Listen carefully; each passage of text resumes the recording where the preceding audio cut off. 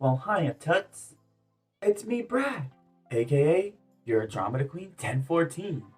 And Sir Quacks. I just want to thank all my early birds, Night Lewks, and everyone in between for coming on down to the warehouse. What are we here to do today? We're here to review the fashions of the Catwalk for RuPaul's Drag Race Season 13, Episodes 2 and 3. Each queen had to present 2 looks down the catwalk in Episode 2 and 3, and category was Day Look, Night Look. So what I'm going to do is I'm going to start with Episode 2 Day Look, and then I'll move on to 3 Day Look, and then I'll come back around and do the night. Best and worst will get split up into the Episode 2 and 3. Shall we start? For Day Looks, first down the runway was Meg, and I gave this one a smooth. It was really fun and cutesy, and she just literally looked like a ball of sunshine. She had a freaking ball of sunshine, literally.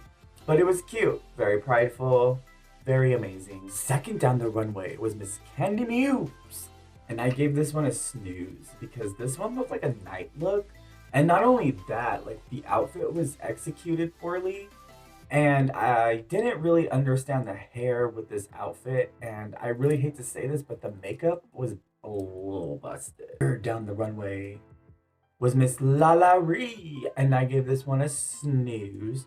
Again, just another look that reminded me of a nighttime look. It was pedestrian. The dress didn't really say daytime. I did like the hair, however. Next up, Olivia Lux, and I gave this one a snooze as well, and that's because this is RuPaul's Drag Race, Season 13, with about 5 All-Stars now.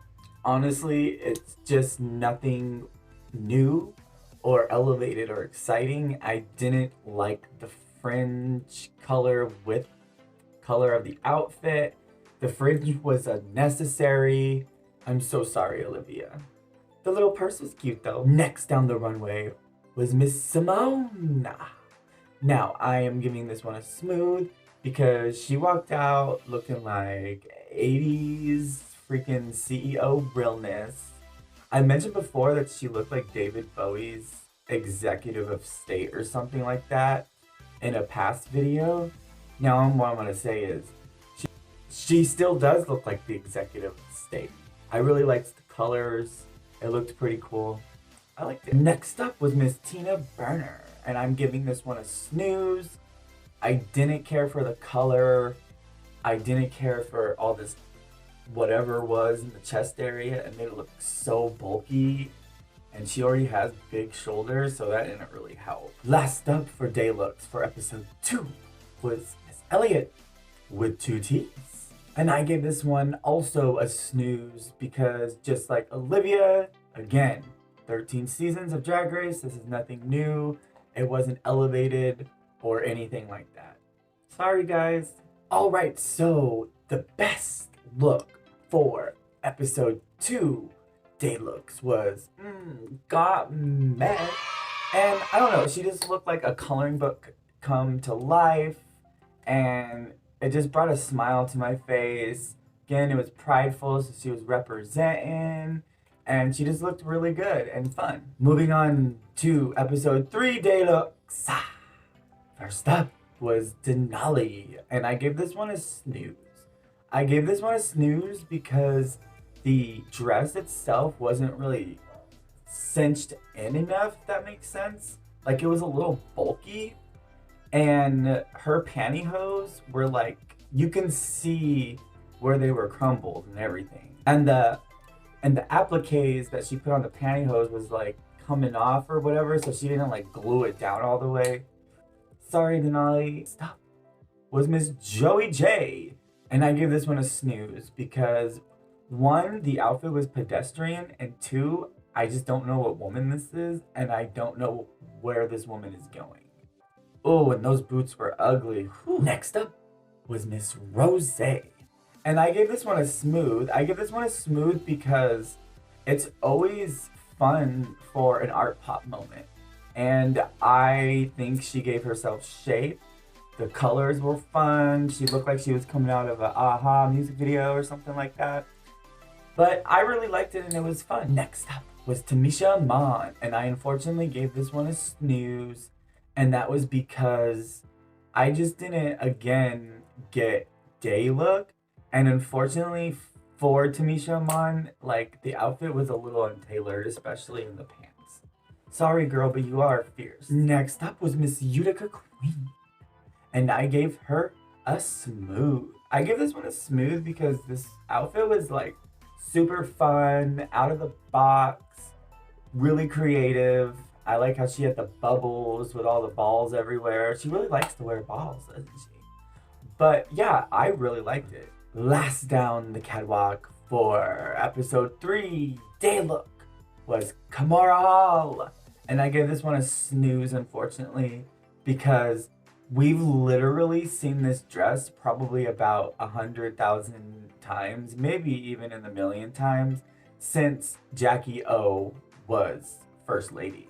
So that's been some decades, girl.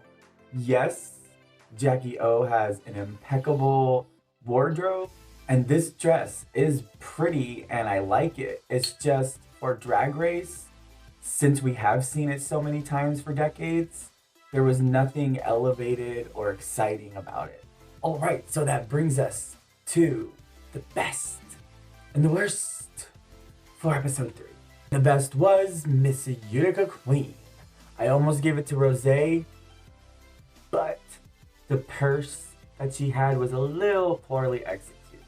And I thought Utica Queen executed this look just a little bit more better, and the execution was sharper. I already said why I liked the outfit. It was playful, it was fun, it was cutesy, and I really liked it.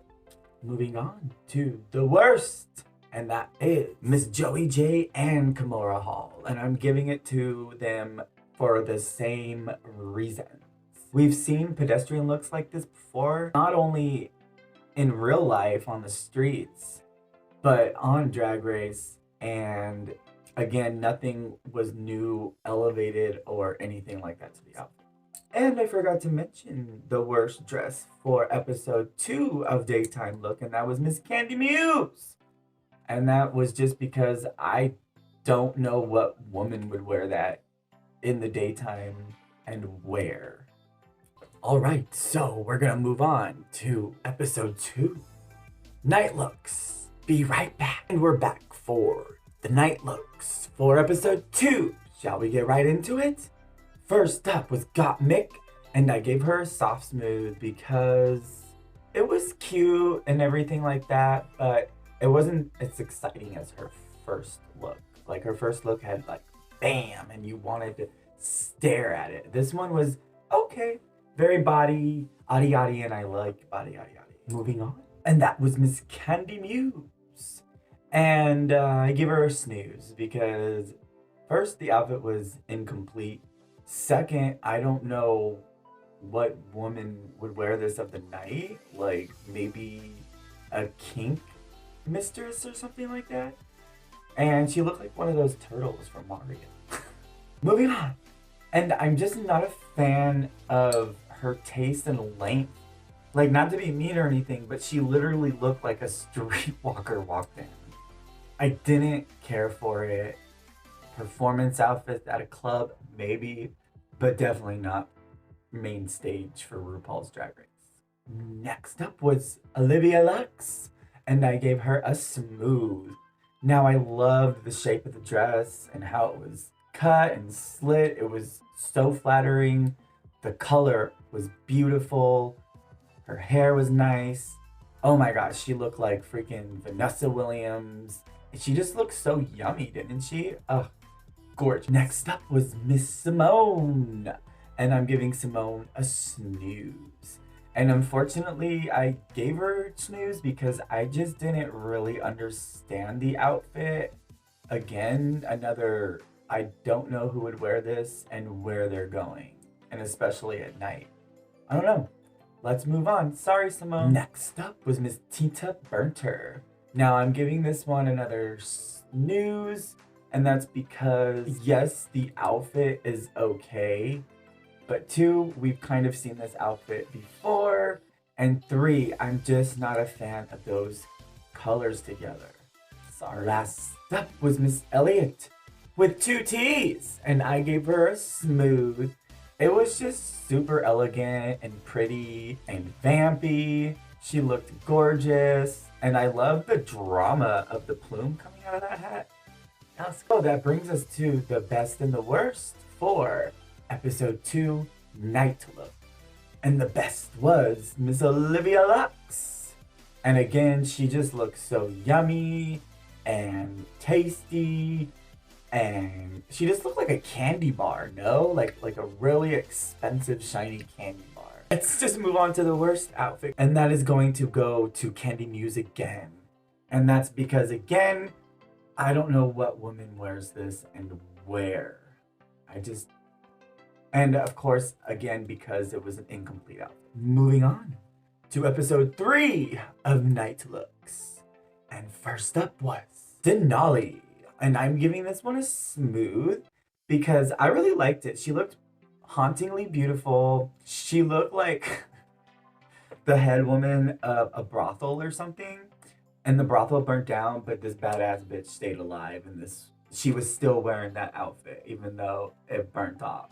And she was giving me like Helen Bonham Carter vibes. Next up was Miss Joey J.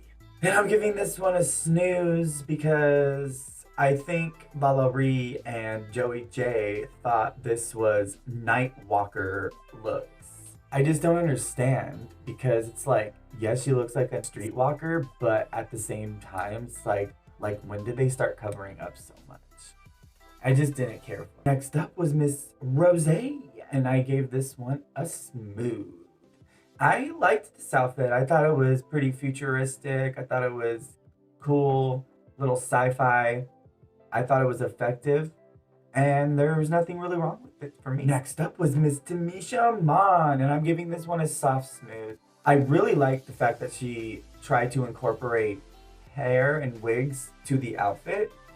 I just feel the way that she did made the outfit look a little bit bulkier than it was. But other than that, it was a really good outfit. I liked it. Next up was Miss Utica Queen, and I'm giving her a smooth. This one came down the runway, and again, another refreshing breath air because not much is there, but there seems to be a lot there because she gives you the effect of things to always constantly look at with the movement of her outfits or how she styles it or accessorizes it. She's really successful in that department. All right, so that leaves us with the last person for episode 3, Night Lewks, and that's Miss Kimora Hall. And I'm giving her a snooze. Again, another pedestrian outfit that we've not only seen in real life on the streets, but we've seen this on the main stage of RuPaul's Drag Race. Not elevated enough to make it exciting for season 13. And she should have worn black or red shoes, not silver or white shoes, or whatever color she was wearing.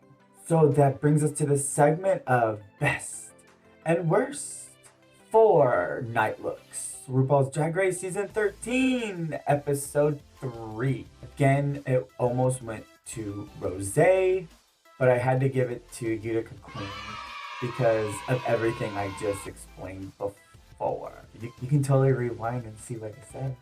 And the worst of the night, again, was Joey J and Kimora Hall. For the same reasons of the day looks we've seen before, not only on the main stage of RuPaul's Drag Race, and they weren't elevated or exciting enough for RuPaul's Drag Race. All right. So that wraps up Day and Night Looks for RuPaul's Drag Race Season 13, Episode 2 and 3.